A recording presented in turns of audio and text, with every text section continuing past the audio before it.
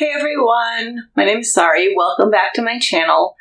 Welcome to day 29 of the Simplify Your Life challenge for 2022. This challenge is based on an ebook by YouTuber Muchelleb. I will link her channel and the ebook in the bar down below. There's a playlist where you can follow along with this whole series from the beginning. I will link that on the screen. And with that, let's get into day 29, where we simplify our to-do list.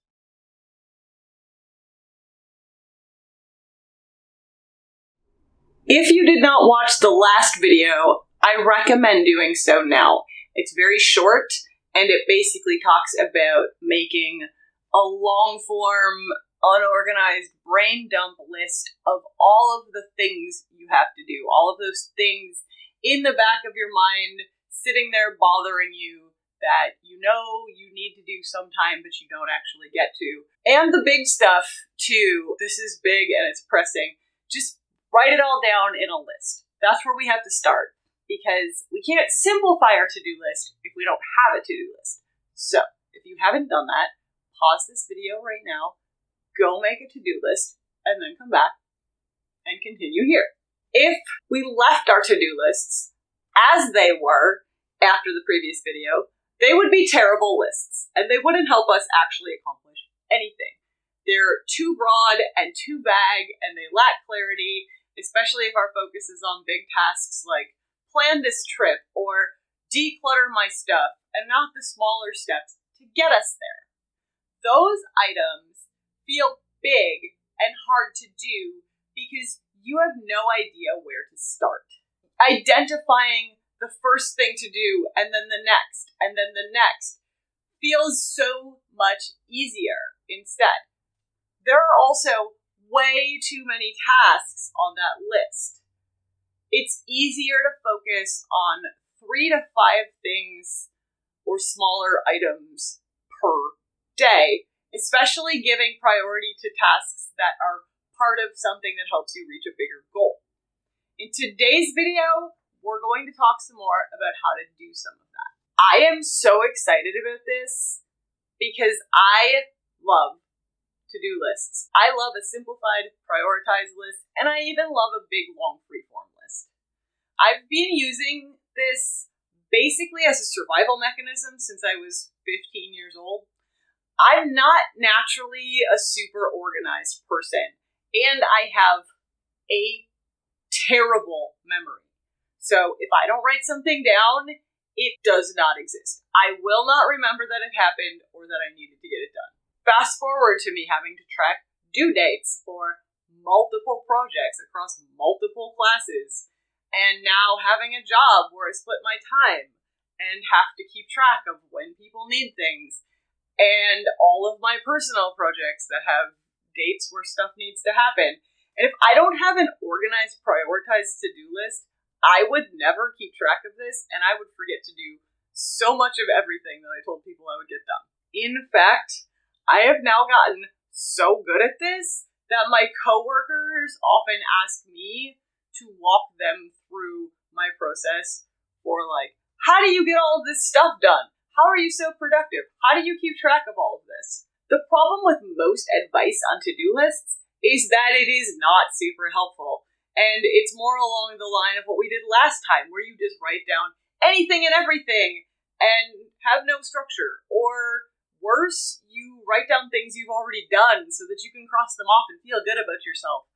That's not a to-do list, that's an I did list, and we don't need that. Or you fill it with things that you do on a daily basis as a routine that aren't important, that you can just feel accomplished and cross off. I am all for the good feelings of crossing things off a list, but do you really need to write down take a shower every day if you're the sort of person that showers every day? I'm pretty sure you can remember to do that. In some cases, no. In some cases, I do have to write down, seriously take a shower, because I will prioritize a bunch of things and then be like, oh, oops, I was supposed to shower. But for the most part, there are things like I don't need to write down eat breakfast, eat lunch, eat dinner, because I'm going to do those things anyway. That's just part of my life. You may be different. I'm sure there are things that are just routine to you that you don't need to write down. If you're going to do them, whether you have a list item to remember to do them or not, they don't need to be cluttering up your list. What we're going to do today is attempt to design a to-do list that actually works for us. There are a lot of ways to do this, and there is not one method that works for everyone. But I'm going to walk you through my process and the process outlined in the ebook, and hopefully you all can share tips in the comments and we can all find something that works for us. Decide on your safe spaces. The first thing you need to do when making any sort of list is decide on a place to put it. This should be a space you can access from anywhere you need it, where you will actually look at it, and where you feel comfortable storing this information.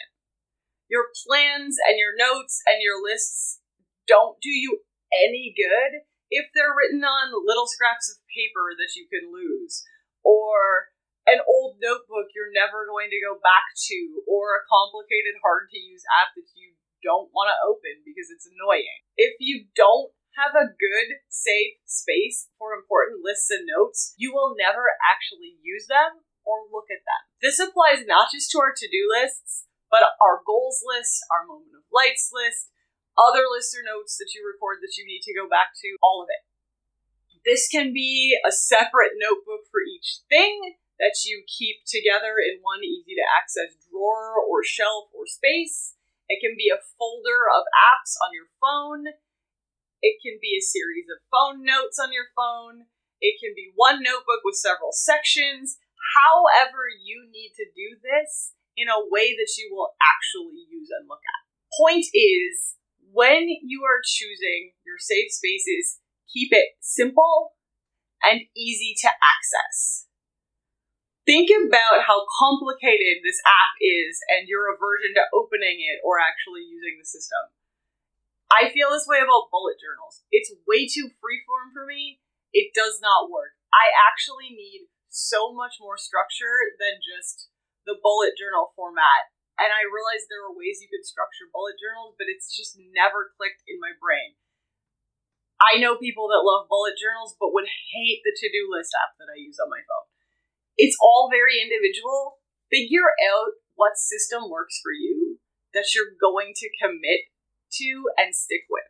Right now, make a list or note of your safe spaces for the following categories of notes: to-dos / task list, goals, projects, or action plans and updates, calendar appointments, reminders, things you're saving for future reference, wish lists or to-buy lists, recipes, receipts, other important lists and notes.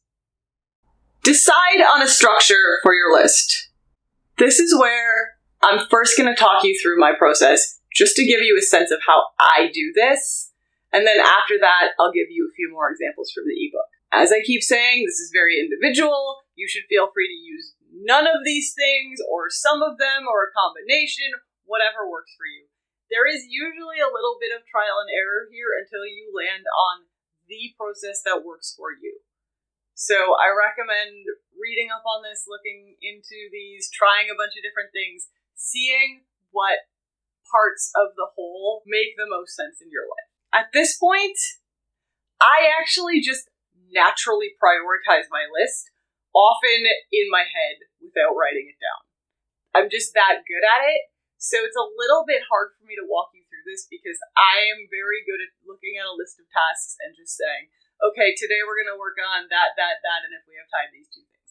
And just knowing that, so it's a little bit tricky to fully describe, so bear with me, I'm going to do my best. I keep a brain dump master list of all the things that I think of that I need to do.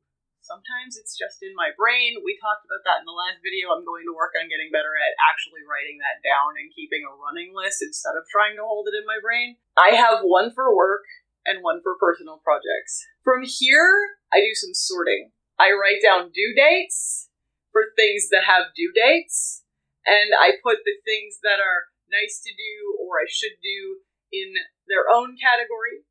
The things with dates are way easier because you can see this needs to be done first and what can wait a bit longer.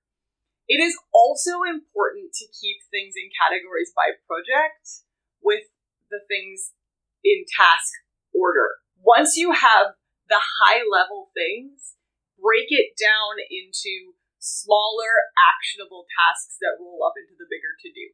This is similar to what we did in the goal-setting exercise, where you have overall project tasks, what I want to accomplish this month on it, what I want to accomplish this week on it, what I want to accomplish this day, and it just kind of nests upwards and rolls up into a hole. Break stuff down into small, actionable tasks. Because if you just write down, I need to film the videos for the declutter series, that's big. Are you filming all of them at one time? What are you doing with that? Or you just write down declutter video series. Well, there's a lot of parts to that. So I have to do the prep work.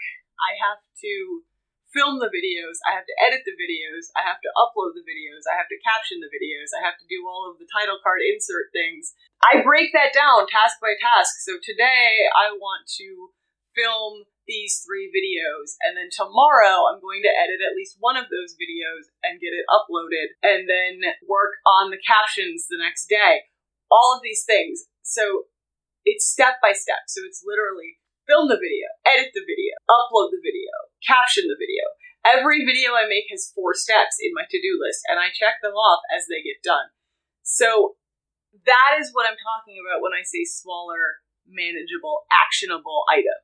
It's basically, what are the steps that you need to take one action at a time that gets you to accomplishing the bigger task.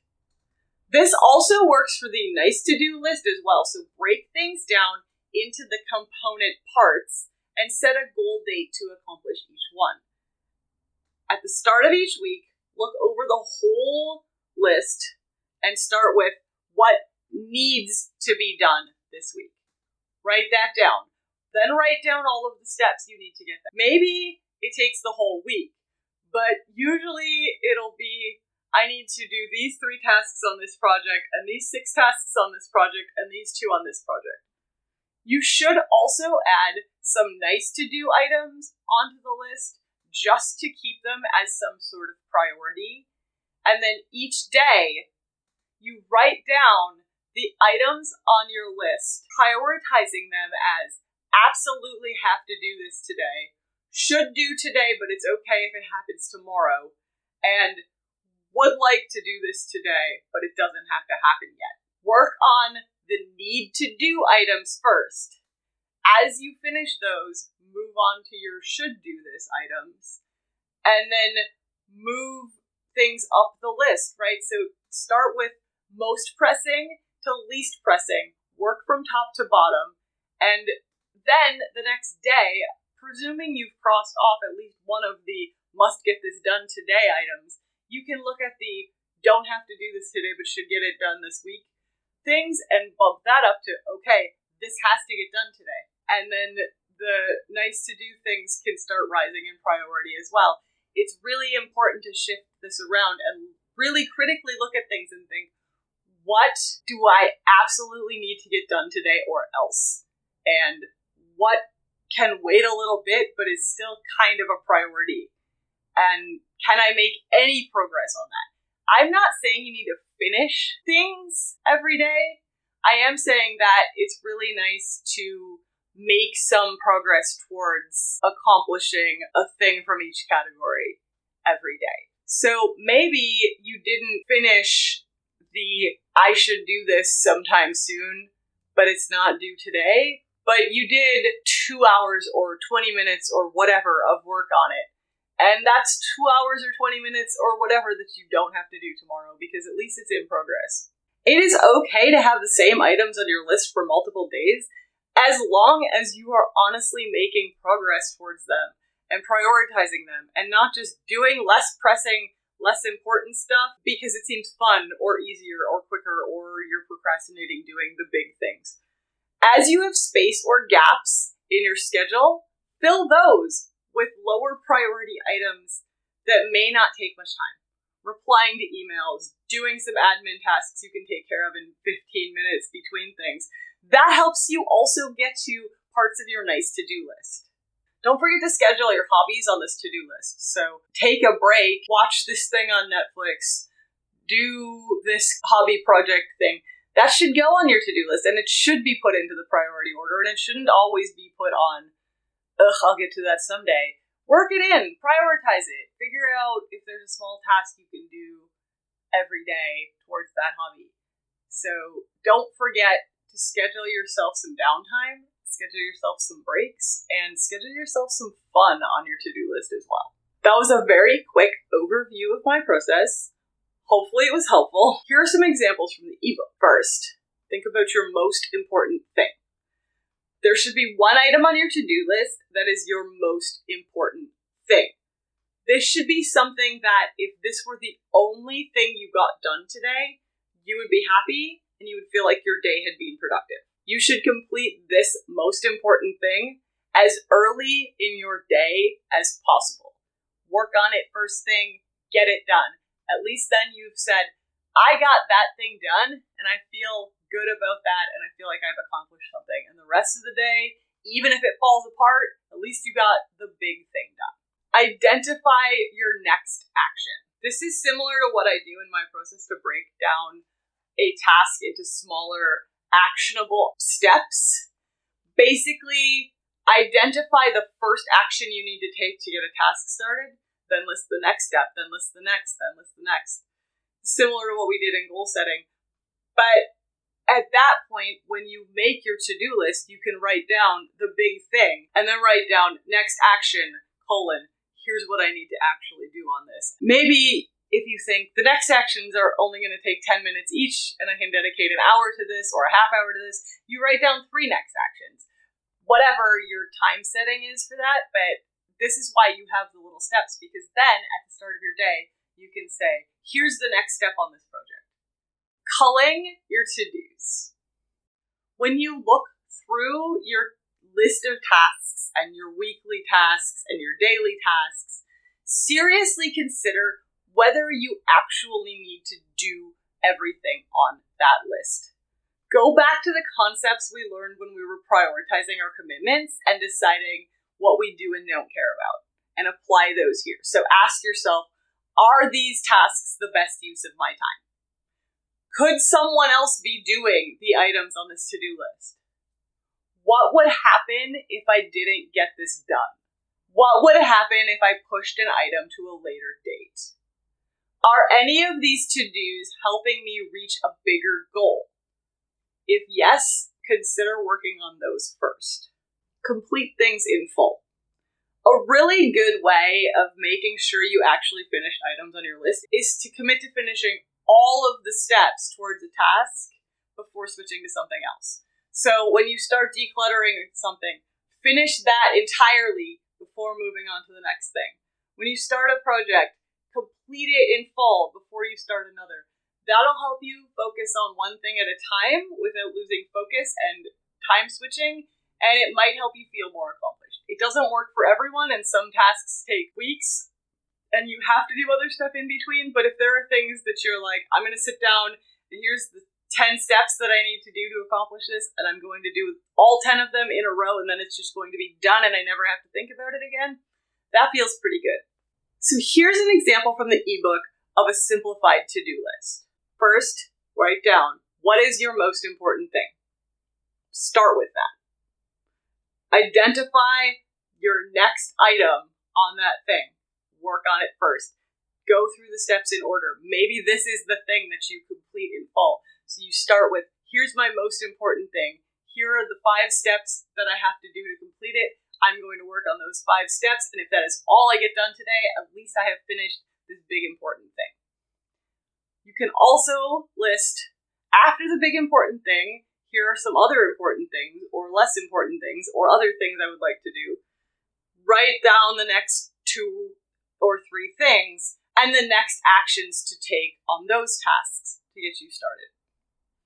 Think about this, and if you feel comfortable, share how you structure your to-do list. How have you been doing it? Did you land on a few things? Did anything that I said today kind of land with you and you think, yeah, that sounds good, I want to try it that way? How do you think you're going to structure your list going forward? Share all of that, tips, tricks, everything. We all do this differently, and we can all benefit from the process of others and the advice of others on this. So please leave some comments on how you're doing this, what works for you and what doesn't. If you like this video, give me a thumbs up. If you want to be notified about the next video in the series, hit the subscribe button and the notification bell, and I will see you all in the next one. Bye!